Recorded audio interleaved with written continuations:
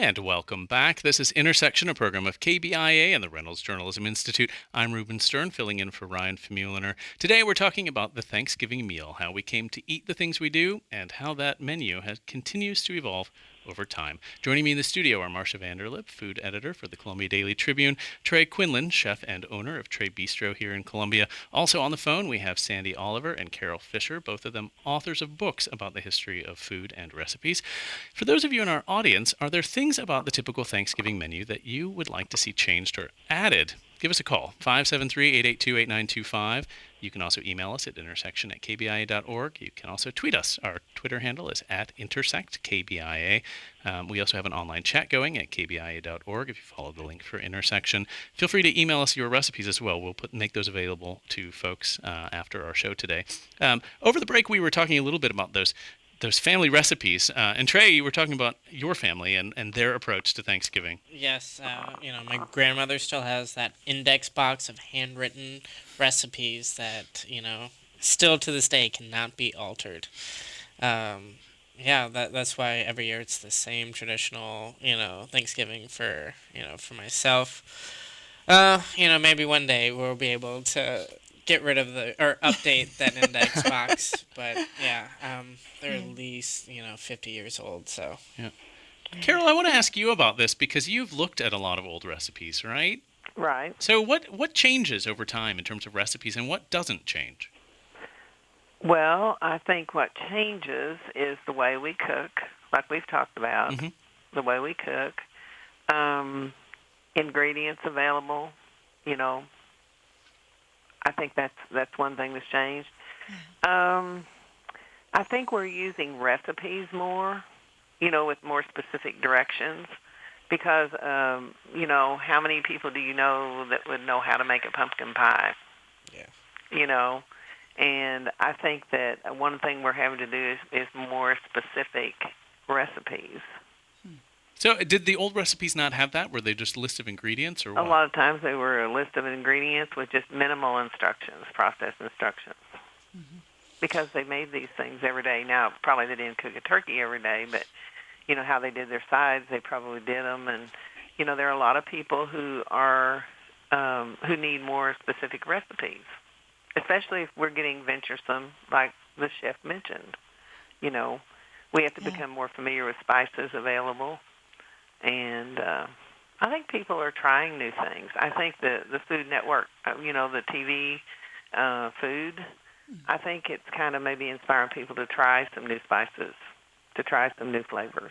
And do you think, is it your sense, maybe Marcia, you're the person to ask this question to, is it your sense that Thanksgiving is a place where people want to experiment with new things, or do people want the exact same pie every year? I would be careful with that because I think Thanksgiving would not be the day where I would experiment because it's the day when everyone, if I messed with certain things, my kids would really be upset. My husband does most of Thanksgiving dinner and I'm the sous chef basically, and it's been that way since we've been married. And he changes things up once in a while, but we've had a bit of a revolt, at least twice, and it's with the kids, it's not with the older folks, because it's what they expect. It's once a year, they expect that, the dressing to be, it has to have the chestnuts in it, the green bean casserole, it is made from scratch, but they really want it, he's changing it up this year at risk because we have someone who doesn't like mushrooms coming to the table, but he's going to put onions in instead, so I'm crossing my fingers that everyone goes for that. But yeah, I think it's good to change things up, but not everything. Certain things are kind of sacred at Thanksgiving, and it's a family event. People get real fussy about their food. If you switch things around on them, these people have been waiting a year for this dish. Although I know that food editors and probably other folks, always feel like every Thanksgiving, I have to come up with something new. And I get all the food mags and they say 12 different ways you can, make the turkey this year, ways to change up your sides and all of that. And I think that's great. But, if you're the cook, it's always good to practice first. Sandy, I'm curious your thoughts on this question of traditional foods versus the evolution of them. Sure. I'd like to talk about that because one of the great charms in my mind to Thanksgiving is that this is the one day in the year when you can sit down to your meal and be fairly well assured that, millions of other people are sitting down at this very same time and eating the same thing. And I think we don't get very many moments of national unity like that. This menu crosses party lines, economic lines, all kinds of things. So this is a wonderful opportunity to share something that we just don't share any other day of the year. I don't feel compelled to come up with anything new or different. I only eat Thanksgiving dinner on Thanksgiving. I rarely ever replicate this menu any other day of the year. So if I want to change things around, I'll do it the day after Thanksgiving or a month before or some other time. But, why mess with the Thanksgiving menu? Yeah, Marcia. I would like to interject that I really agree with that, but I also love having the guests bring their own traditions into the home, and we have a lot of different things that usually come in to go with the Thanksgiving dinner, and that's fun too because It's like the first Thanksgiving, right? Or like the mythology, right? right? The mythology, right? And it's fun, and then lots of wild things come, and some things are not so good, and some things are, but everybody tastes everything. Right. This is Carol. Could I interject? Yes, please something? do, Carol. Okay. I think the place where you go is important. We traditionally went to my mother's house for Thanksgiving for a very traditional dinner, and after she passed away, I'm the youngest of 6 children and bunches of grandchildren and grandchildren, and the quandary was what to do then, where to go. And so we tried one thing. I think it was the Thanksgiving after, we went to the Bass Pro Shop for the Thanksgiving dinner, which the food was good, but the grandkids revolted, and they said we have to have Thanksgiving in a home. Lovely. This Yes. is Sandy. I agree. There may be somebody who doesn't want to be at home for Thanksgiving or with friends or anything, but I think it's a bit of an imposition to ask people to work on Thanksgiving. If if they had an alternative, they should be able to do it. Right. We have a caller on the line. Another member of our audience from Columbia, Julie, is with us. Julie, are you there? I am. Great. Thanks for joining our conversation today. Well, I'm thrilled because I'm hoping that someone somehow might hear this and be able to produce a recipe for this amazing dish that my grandmother always served at Thanksgiving. And your caller who mentioned a cranberry sherbet was on the same track. My grandmother, for many meals, but particularly for Thanksgiving, would make an ice. And that's what she would call it, an ice. And I think now it's more like what you would call a granita. Yeah. But she would make this ice out of all kinds of different ingredients. But at Thanksgiving, it was cranberry ice. And it was made out of cranberries, sugar. It wasn't a sherbet. It didn't have any milk in it. Cranberries, sugar, orange rind. It was kind of what you would think of as cranberry sauce, except it was frozen. And it was it wasn't dessert. It was in between different courses, and it was absolutely delicious. Sorbet or granita. Mm-hmm. Right. I mean, Trey, how do you interpret that? It's a sorbet or granita, basically. The difference is it was probably a granita if she did it in house. You just make a simple syrup, add the flavorful ingredients that the cranberry, the cranberry juice, all of it, and then put it in the freezer, and then you just gradually, at 10-15 minutes, stir it out with a fork, and then keep going back. That was it. That's it. Okay. Is she Italian? No. Although my paternal grandparents were Italian immigrants, and the only thing I can think is she would love to cook, and she was inventive too in the kitchen. The only thing I can think of is that the community that she lived in, there was also a large Italian immigrant population, and she may have just decided to do this, but it was so good, and I kind of miss having something cold other than a beverage in the meal. It was a really nice contrast to all the other foods.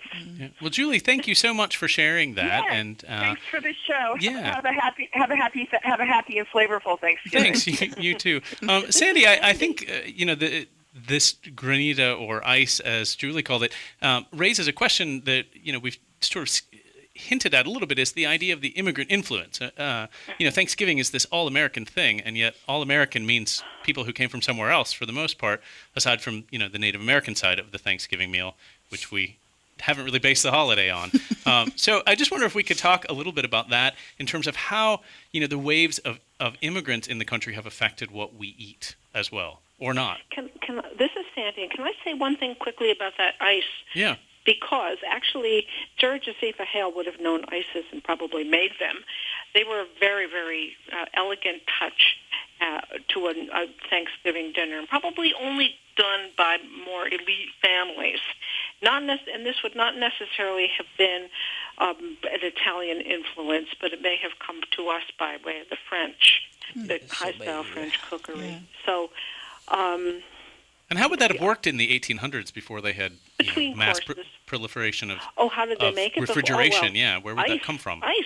You harvest ice off ponds, put them in storehouses with sawdust to keep them cold, and that's why this was an elite dish. Not everybody were to go around building an ice house. Jefferson had one. Lots of the elite had these houses. So, they would just chip off bits of ice and put it in a bucket and put the freezer unit, which was made of pewter or tin or something, into the ice, allow the ice to form on the inside of that container. They would scrape it down, return it to the bucket of ice, and so on. So it was most often served between courses. Right.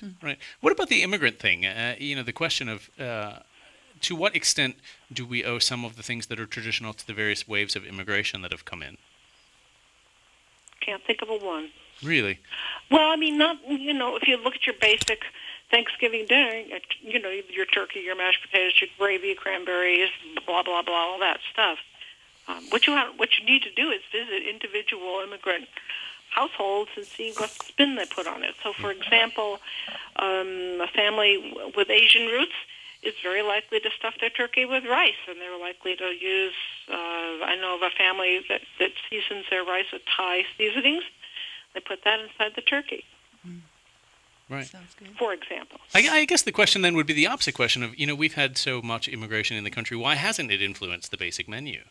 Because Thanksgiving is an American holiday, and if you want to show you're becoming an American, you eat an American menu for that day.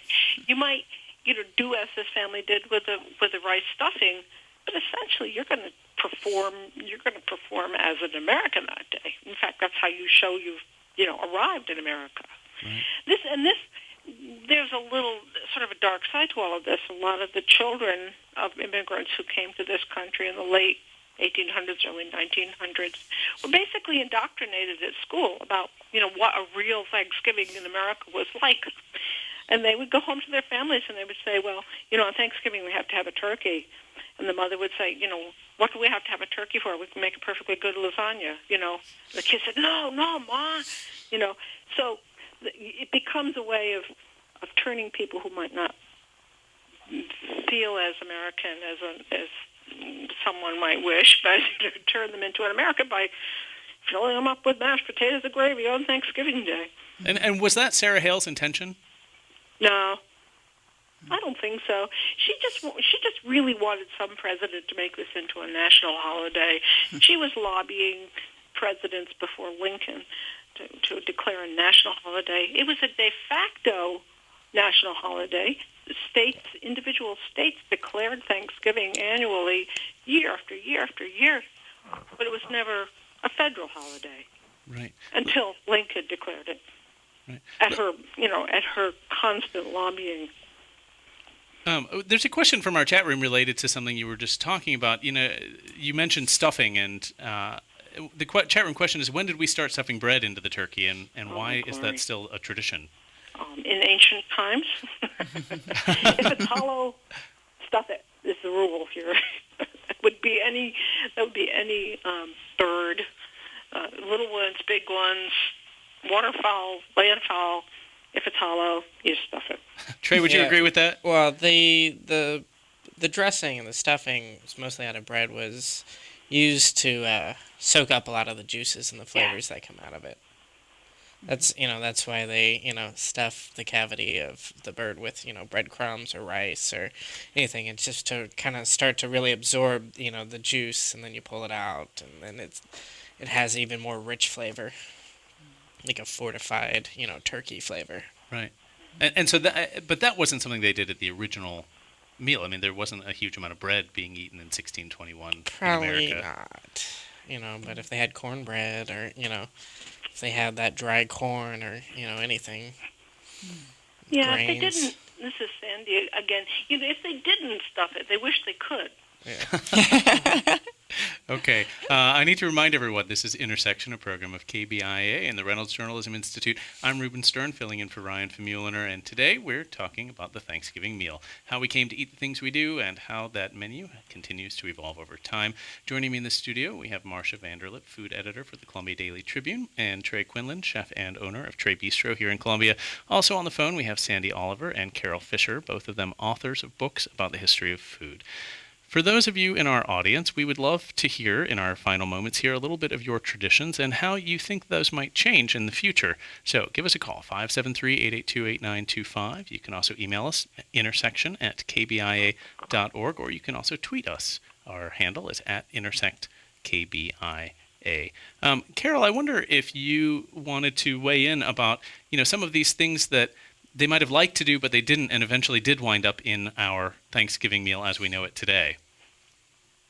Are there things that the technology wasn't there yet, and so they just couldn't do it, or things that they might have done on a daily basis way back when that now they didn't know what they were missing, as far as new products on the market or how to cook things. I think it was just a gradual progression of being exposed to different ways of cooking, different products. I think it was an evolution. Okay. In terms of that evolution, we've mentioned already the southern influence as well. When did potatoes come in? Sweet potatoes, regular potatoes, all of that. Sandy, maybe you can help us with that. Sure. Yeah, early 1700s for white potatoes, Irish potatoes, so-called. We got Scots-Irish settlers in New England in the early 1700s, and the mashed potatoes, white potatoes, period, work their way into the diet, and they're so popular that people were eating them 2-3 times a day anyway. So, they get trotted out for Thanksgiving as well. Right. People in England certainly knew sweet potatoes, and there was a version of a pie called a potato pie, which would be recognizable today as a sweet potato pie if you were in the South. That tradition just moves right to the South where the sweet potatoes grew. In New England, we took pumpkin and mashed it all up and treated it like sweet potatoes. That's how we get a pumpkin pie. Mm-hmm. But the mashed potato, potatoes have been with us for about 300 years now. Well, isn't the potato a New World crop that they got? Yes. And then they brought over to Europe? Yes. Like sweet That's potatoes, Mm-hmm. Yeah, that's come another from one. South America. And It gets brought from the New World to the Old World. And then brought comes back again. brought back, only modified. Right. Well, what about the things that used to be part of a meal like Thanksgiving and aren't anymore, like mincemeat? We don't eat that anymore. What a shame. I thought it was more Christmassy, but I don't know. This is Sandy. I love mincemeat, but I don't know. What about your other panelists? Well, Carol, what do you think? Mincemeat as a part of the Thanksgiving meal? Well, I grew up on mincemeat, but it was like homemade mincemeat. And I just always preferred raisin pie as to the spices that are in mincemeat pie. I do have a friend that says she really enjoys mincemeat pie, but I don't think people make it much anymore. Right. I suspect there are a lot of our listeners who don't even know what it is. The version you would buy now would be meatless, but when we made it on the farm growing up, it was made with Sandy would have been bits of pork. Yeah, beef, venison. That's where, if venison pops on anyone's tables, I mean, it might be some people still make traditional mincemeat using venison. Neck meat. Right. It's not at my table. I tried it growing up, and it didn't agree with me, so I guess Yeah, this is Carol. I'm missing Carol. out. I'm missing out. Carol, go ahead. I was just looking over Sarah's cookbook that was published originally in 1839, and she makes a comment about mince pie. She was really into eating healthy for her day, and she said mince pies should be only eaten at Thanksgiving and not later. And one other thing that would not have been on Sarah's table, and Sandy maybe can help with this, she would not have had hot rolls.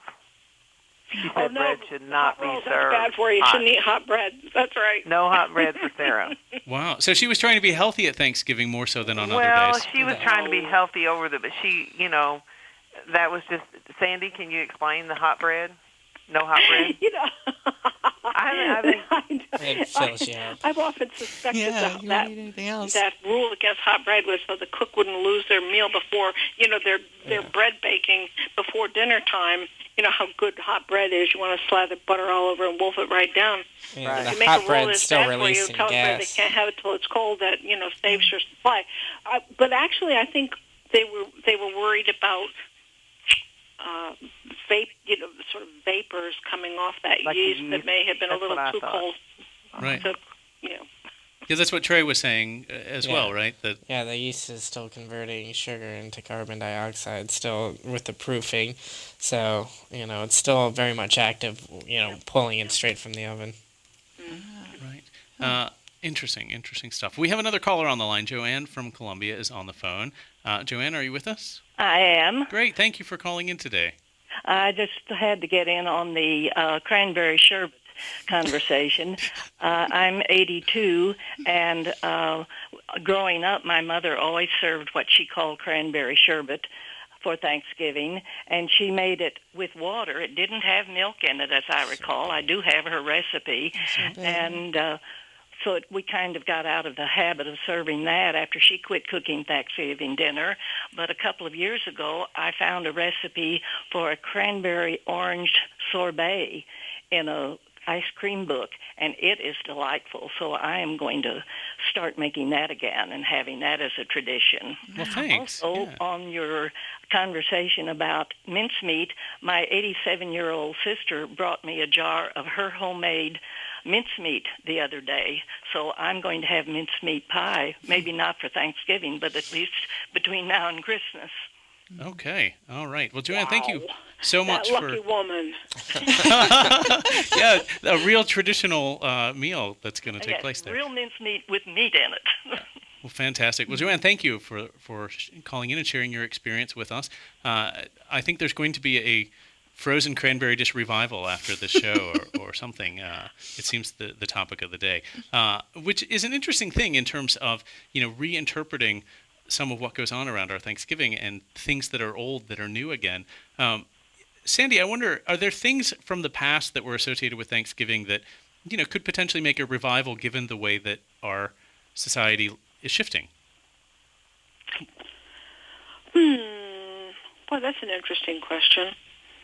Well, I think one way that we're shifting is moving more towards fresh produce, which was more likely what they used back then, as opposed to like in the 50s and between the 50s and 70s, a lot more canned green beans, canned sauces and stuff. But freshness with local markets, even people buying locally raised birds is now a new thing that's now more available. That's an interesting thing, though, because a lot of the green bean casseroles do not come from fresh green beans, right? They do not.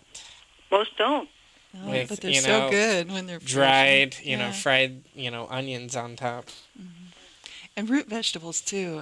I mean, we use a lot of root vegetables for Thanksgiving. I don't know. They must have used carrots and parsnips and things like that. And we do a puree with that. I think those are so wonderful and cheap and good. Yeah. A good question from our chat room. Will we see the demise of any other Thanksgiving foods in our generation, perhaps? Are any of these things going to go away like mincemeat went away? Trey, I'll let you I weigh in think on that that first. bread is going to be going away. People more and more having more difficulties with gluten, just because of what we're doing, with our grains, with modifying wheat to the point where our bodies can't process it. So I think bread's going to be one of the first things to go. What else do you stuff a turkey with if you're not going to have a bread-based stuffing? Rice. Rice was a good alternative. Are there other any options? type of grain, or legume, Could do cornbread too. Cornbread stuffing. That'd be good. It's Sandy here. There's Yeah, Sandy. a couple of really nice historic recipes involving a lot of mashed potatoes and onions all crammed into a bird. Oh yeah, that could be So good how would too. that work? You just mash up the potatoes and then it goes in with the Yeah, onions? you or- season them. You Yeah, season that them and sounds you good. put in there onions that you have simmered and you chop it all up. If you did a 1-to-1 ratio of onion and potato, that'd be pretty yummy. This is Carol. I have a Yeah. question. Yeah, please, Carol. I think one thing that has gone by the wayside more is the actual stuffing of the birds. I think there are more stuffings offered as sides. Dressing, right? Yeah, at that point it's dressing, as Side. Marcia pointed out. Or it is like my mother-in-law she quit stuffing her bird years and years ago because she was worried with health issues, whether she got the temperature of it hot enough. But she, put her stuffing around the base of the bird. I don't see anybody I know stuffing birds. Right, Marcia? Am I off yeah. on that?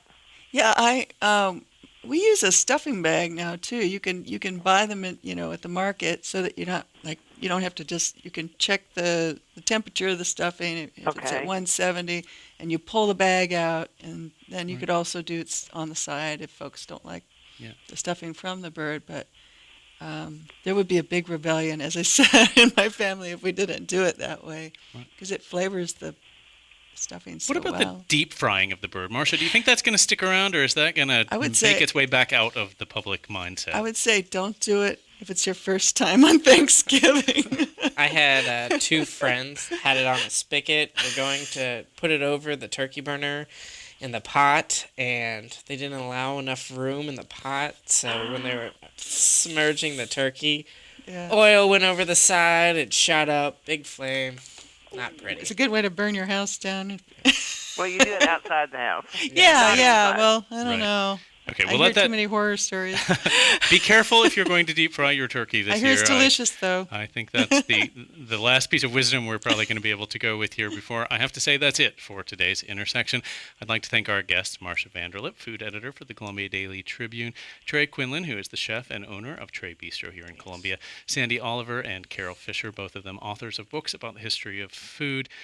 Thanks to all of them for joining us today. We'd like to remind you in our audience that this program takes place for a full hour live every Monday from 2 to 3 in the afternoon. You can watch our live streaming video of the program each Monday afternoon online by going to kbia.org. Alongside that video, you can submit your questions and comments and take part in an online discussion with others in the audience. You'll also find an archive of all of our past programs, including the full hour of today's conversation. Intersection is broadcast from the Reynolds Journalism Institute as a project of RJI and KBIA. Intersection is produced by Raymond Tungakar and Janet Saidi. Travis McMillan is our technical director, with production assistance from Caleb Hoke, Casey Morrell, and Andrew Yost. Pat Akers is our audio producer. Executive producers Mike Dunn and Mike McKean. I'm Ruben Stern, filling in for Ryan Famuliner. Thanks for joining us. Have a great Thanksgiving and a good week.